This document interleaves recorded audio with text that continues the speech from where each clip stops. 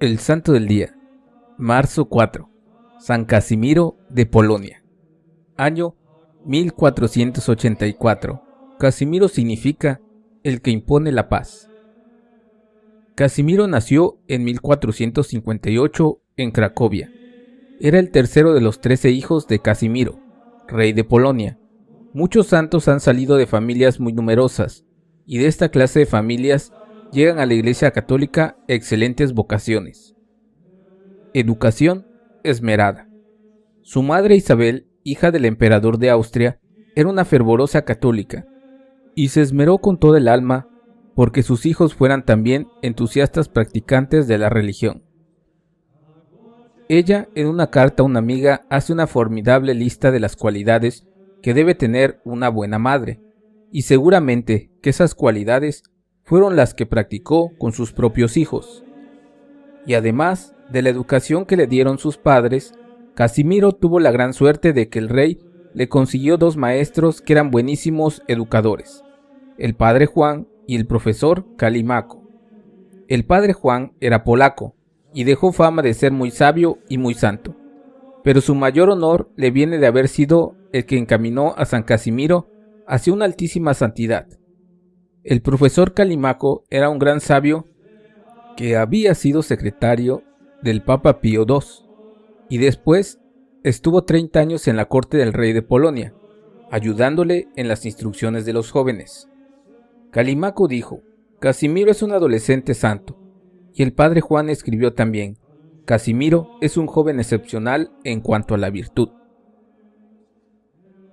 Claro está que no basta con recibir una buena educación de parte de los papás y tener buenos profesores, sino que es necesario que el joven ponga de su parte todo el empeño posible por ser bueno, pues de los otros 12 hermanos de Casimiro que tuvieron los mismos profesores, ninguno llegó a la santidad, y algunos hasta dieron malos ejemplos. En cambio, nuestro santo llegó a unas alturas de virtud que admiraron a los que lo conocieron y lo trataron. Sus virtudes. Dicen los biógrafos de San Casimiro que su más grande anhelo y su más fuerte deseo era siempre agradar a Dios. Por eso trataba de dominar su cuerpo antes de que las pasiones sensuales mancharan su alma. Siendo hijo del rey, vestía muy sencillamente, sin ningún lujo. Se mortificaba en el comer, en el beber, en el mirar y en el dormir. Muchas veces dormía sobre el puro suelo y se esforzaba por no tomar licor.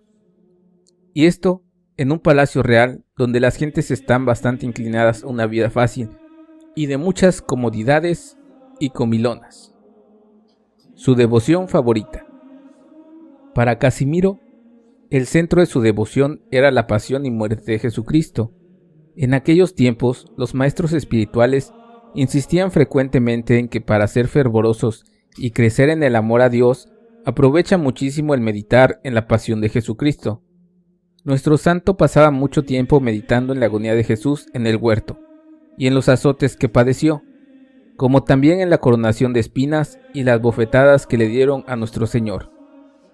Ratos y ratos se estaba pensando en la subida de Jesús al Calvario y en las 5 heridas del crucificado, y meditando en el amor que llevó a Jesús a sacrificarse por nosotros. Le gustaban los Cristos muy sangrantes, y ante un crucifijo se quedaba tiempos y tiempos meditando, suplicando y dando gracias. Otra gran devoción. Otra gran devoción de Casimiro era la de Jesús sacramentado. Como durante el día estaba sumamente ocupado ayudando a su padre a gobernar el reino de Polonia y de Lituania, aprovechaba el descanso y el silencio de las noches para ir a los templos y pasar horas y horas adorando a Jesús en la Santa Hostia. Sus preferidos eran los pobres. La gente se admiraba de que, siendo hijo del rey, nunca ni en sus palabras ni en su trato se mostraba orgulloso o despreciador con ninguno, ni siquiera con los más miserables y antipáticos. Un biógrafo, enviado por el Papa León X a recoger datos acerca de él, afirma que la caridad de Casimiro era casi increíble, un verdadero don del Espíritu Santo, que el amor tan grande que le tenía a Dios lo llevaba a amar inmensamente al prójimo, y que nada le era tan agradable y apetecible como la entrega de todos sus bienes a favor de los más necesitados, y no solo de sus bienes materiales, sino de su tiempo, sus energías, de su influencia respecto de su padre y de su inteligencia, que prefería siempre a los más afligidos, a los más pobres, a los extranjeros que no tenían a nadie que los socorriera y a los enfermos, que defendía a los miserables y por eso el pueblo lo llamaba el defensor de los pobres.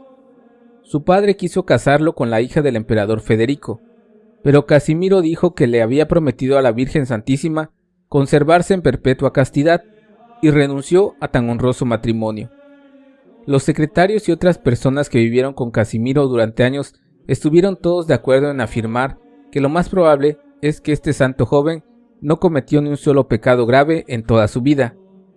Y esto es tanto más admirable en cuanto que vivía en un ambiente de palacio de gobierno donde generalmente hay mucha relajación de costumbres.